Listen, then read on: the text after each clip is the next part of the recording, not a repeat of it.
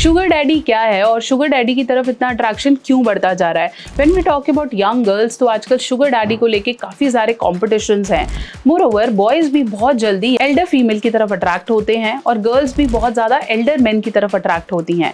इसके पीछे क्या साइकोलॉजी है और ये सारा कंसेप्ट हो क्यों रहा है, चलिए डिटेल में बात करते हैं। नमस्कार, मैं हूँ डॉक्टर नेहा मेहता। मैं आपकी सेक्स हेल्थ काउंसलर हूँ और आपको देती हूँ आपकी ईजी हिंदी भाषा में बहुत सारे सेक्सुअल हेल्थ सॉल्यूशंस, और जितनी भी आपकी क्यूरियोसिटी है उसको करती हूँ सॉल्व। तो अगर आप चैनल पे नए हैं तो ज़रूर सब्सक्राइब करें, बेल आइकन को ज़रूर प्रेस करें ताकि जितनी भी नई वीडियोज़ हैं आपको टाइम से मिलती रहें।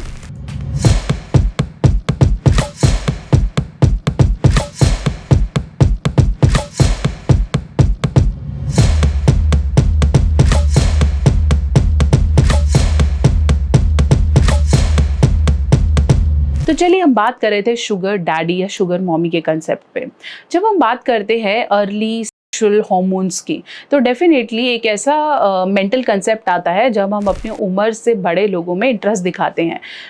आई स्टिल रिमेंबर कि जब हम छोटे होते हैं तो सलमान खान, शाहरुख खान या जितने भी हम एक्टर एक्ट्रेसेस को देखते हैं, उनको देखकर हमें ज़्यादा अट्रैक्शन आता है एज़ कम्पेयर टू कोई नया हीरो आ रहा है या इंडस्ट्री में कोई नया चीज़ें आई हैं, क्योंकि आप उनकी ब्रेवरी, उनकी समझ, उनके इमोशंस, उनकी मैच्योरिटी को देख के कहीं ना कहीं अट्रैक्ट हो जाते हो।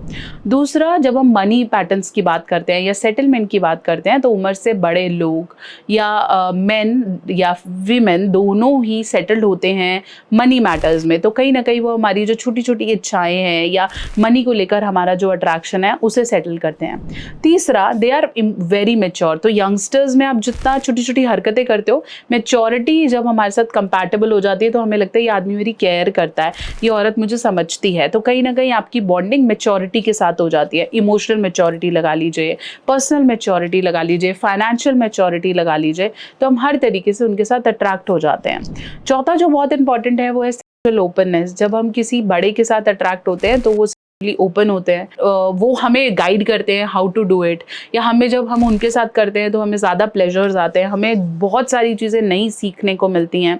तो डेफिनेटली वो जो सेक्सुअल ओपननेस है वो कहीं ना कहीं हमें उनकी तरफ अट्रैक्ट करती है। सो जब हम उम्र से बड़े रिलेशनशिप की बात करते हैं, उनकी स्टेबिलिटी बहुत हद तक बहुत ज़्यादा होती है। एक पर्टिकुलर एज के बाद, अगर मैं बात करूं कि मैं 40-50s की हूँ और मेरा रिलेशनशिप किसी ऐसे के साथ है जो 18 ईयर्स का है, तो बड़ी उम्र वालों को भी छोटी उम्र के लोगों के साथ रिलेशनशिप बनाने में सेफ्टी मिलती है, क्योंकि वो खुद उम्र के ऐसे पड़ाव पर हैं जहाँ वो मेच्योर हो गए हैं, लाइफ में कुछ अच्छा नहीं है, कुछ अच्छा नहीं चल रहा है, कमा कमा के थक गए हैं। तो ऐसे में जब वो किसी ऐसे से मिलते हैं जो उम्र में बहुत छोटे या नटखट होते हैं, तो उनकी बॉन्डिंग ज़्यादा हो जाती है। इसलिए आजकल के एरा में बहुत ज़्यादा एज गैप बढ़ रहा है रिलेशनशिप के अंदर। लेकिन जैसे हम बोलते हैं मैरिजेस भी, हम बोलते हैं 50 का आदमी 18 से शादी कर रहा है, या इस बूढ़े को तो ये लड़की मिल गई है, या why girls are getting attracted towards this, या छोटा आदमी बड़े से कर रहा है। तो ये सब वैसे तो पर्सनल बॉन्डिंग का खेल है, लेकिन ये अट्रैक्शंस इसलिए बढ़ रहे हैं क्योंकि हमारी पर्सनैलिटी डिफरेंसेस में इतने ज़्यादा, जैसे हम बोलते हैं, क्लैशेस क्रिएट हो रहे हैं।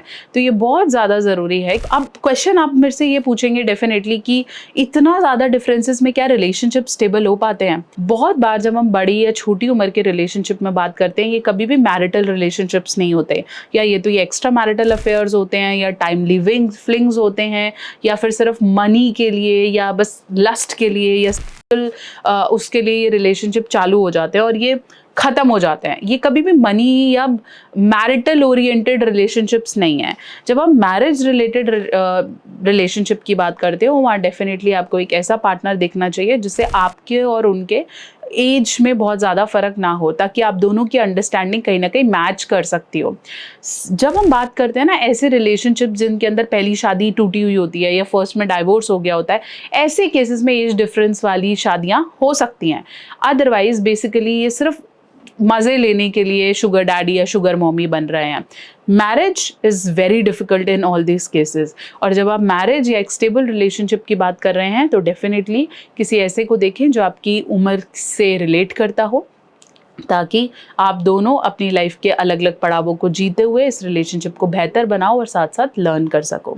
तो आशा करती हूँ मेरी वीडियो आपके बहुत से डाउट्स को क्लियर कर पाई है। कोई भी और क्वेश्चन है या आपने ऐसा कोई रिलेशनशिप जिया है या देखा है जो कि मैरिज के पड़ाव तक पहुंचा है या स्टेबल हुआ है, या आपको खुद ऐसा कोई अट्रैक्शन है, तो डेफिनेटली कमेंट सेक्शन में लिखें। हो सकता है कोई चीज़ मैंने छोड़ दी हो, हम उसे कवर करेंगे। और आप चाहे तो मुझे इंस्टाग्राम या फेसबुक पे भी मैसेज कर सकते हैं, मैं डेफिनेटली उसको रिप्लाई करने की कोशिश करूंगी। कमेंट सेक्शन आपके लिए डेफिनेटली बिल्कुल ओपन है। एक चीज नहीं भूलनी है, वो है बेल आइकन को प्रेस करना, ताकि ऐसी बहुत सारी इंटरेस्टिंग वीडियोस आपको मिलती रहें। कोई टॉपिक है आप चाहते हैं उस पर वीडियो बनाए तो उसे कमेंट सेक्शन में जरूर लिखें।